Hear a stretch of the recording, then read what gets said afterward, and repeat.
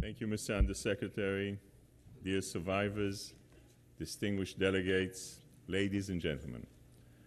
Mr. President, I, Ron Purcell, the son of Uri Purcell, who fled Nazi Germany, stand before you tall and proud as a representative of the Jewish nation and the family of nations.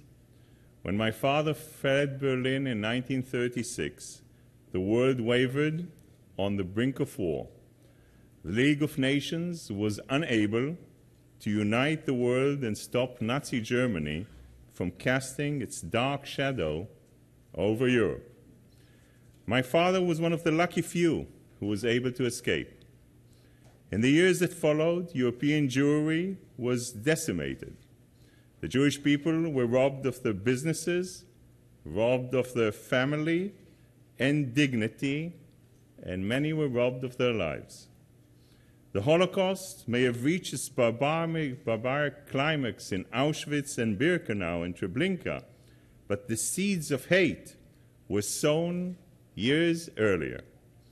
As a Holocaust survivor and Nobel Prize winner Elie Wiesel said, and I quote, "Indifference is a sickness of the soul more contagious than any other." End of quote. Ordinary men and women were silent as the Nazis dragged Europe into the dark abyss. Mr. President, the Jewish people have been tormented, exiled, and persecuted like no other people in history, but we never gave up. In the ghettos and concentration camps, Jews established schools and synagogues. They celebrated holidays and weddings. They made music, sang and danced, even as death loomed all around. Joachim Joseph was just 12 years old when he was taken to Bergen-Belsen concentration camp. At his 13th birthday approach, Joachim studied in secret to prepare for his bar mitzvah using a small Torah scroll smuggled into the camp. On the day of his bar mitzvah, Joachim sang aloud from that scroll. When the ceremony concluded, the boy was given the tiny Torah scroll with the hope that he would survive the war and tell the world how even in the midst of Jewish suffering, Judaism survived. Today, Joachim is a renowned physicist living in Israel. His story of survival defied gravity when his Torah scroll, that small Torah scroll, accompanied Ilan Ramon, Israel's first astronaut, into space. In a live teleconference from the Columbia Space Shuttle, Ilan Ramon shared Joachim's story and explained that the small scroll represents, and I quote, the ability of the Jewish people to survive. It represents their ability to go from black days, from periods of darkness, to reach periods of hope and faith in the future. Mr. President, we survive because of those individuals who struggled to keep their Jewish identity alive and fought for a Jewish future. Jews and Gentiles alike fought for our future. Approximately 1.5 million Jews fought in the Allied forces during World War II.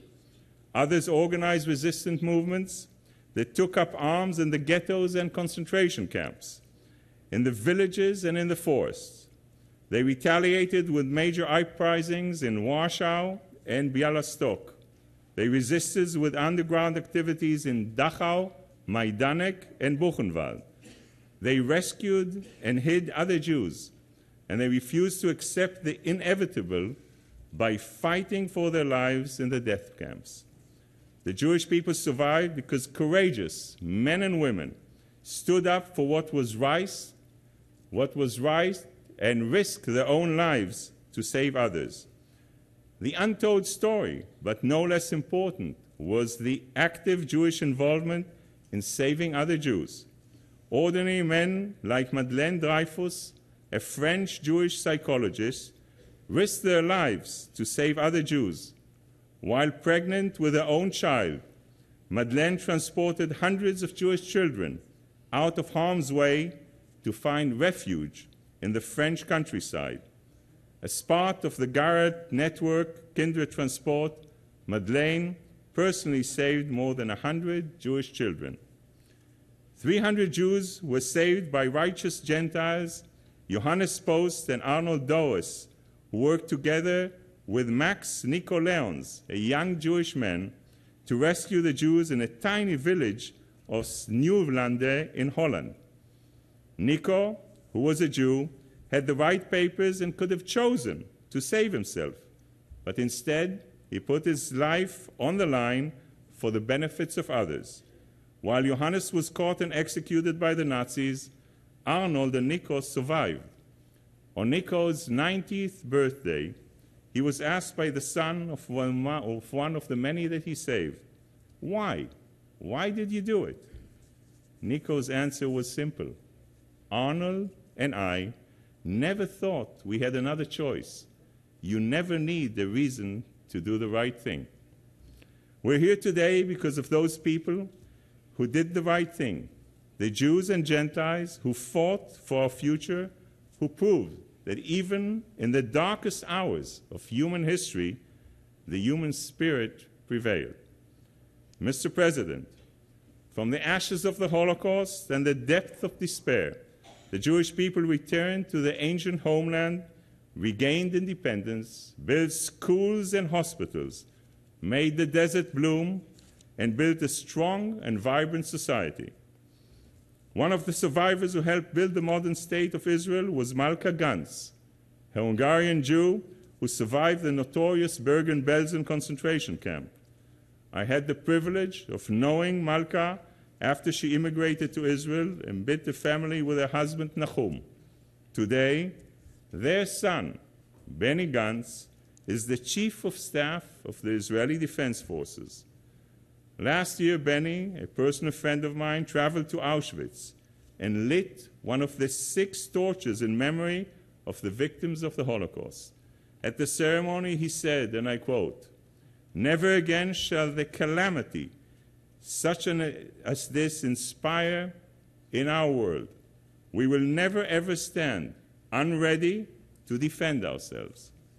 The Jewish people want peace, but history has shown us that we cannot rely on others to defend us. We are resilient, but we are also realistic.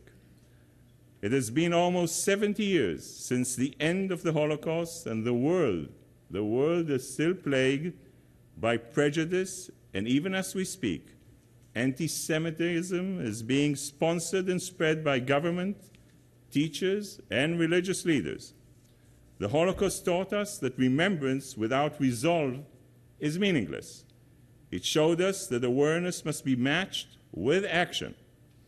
I encourage governments to take action by partnering with UN information centers to educate the next generations. In doing so, you will pay tribute to the victims of the Holocaust and take a stand against indifference. The International Holocaust Memorial Day was proclaimed in 2005 with a personal drive of then Foreign Minister Silvan Shalom, who sought to institutionalize this important day, not just in Israel, but around the world, making it possible to educate future generations.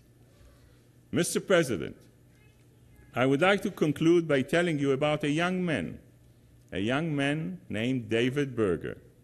When war broke out, David fled to Vilna to try and escape the advancing German forces.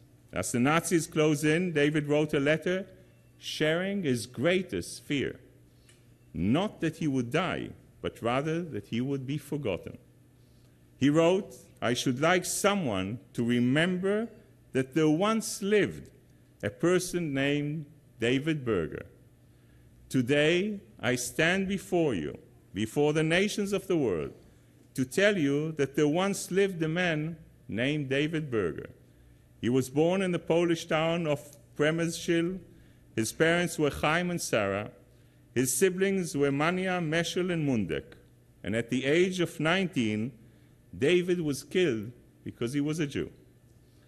In 1941, there was no shield of David to defend David Berger. Today, the State of Israel and the Israeli Defense Forces are standing guard day and night over the nation state of the Jewish people. But we should not be standing alone. The Holocaust wasn't just a Jewish tragedy, it was a human tragedy. I look around the world today and still see children being taught that some human lives are worth less than others. And I still see men and women persecuted for what they look like and how they worship and who they love. It is our duty to teach the next generation to act. ACT is an acronym for acceptance, compassion, and tolerance. Children must be educated in these qualities and taught that when they see hatred or prejudice, they must take action by speaking up and stepping in. The United Nations was born from the bloodshed and brutality of World War II to stand up for humanity.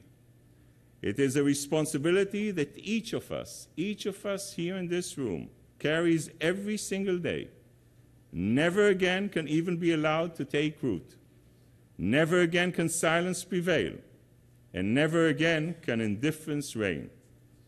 The State of Israel is the only guarantee that the future and the fate of the Jewish people will be held in our own hands. It is our hope for the future and the assurance of our survivals for generations to come. Am Yisrael Chai. Thank you very much, Mr. President.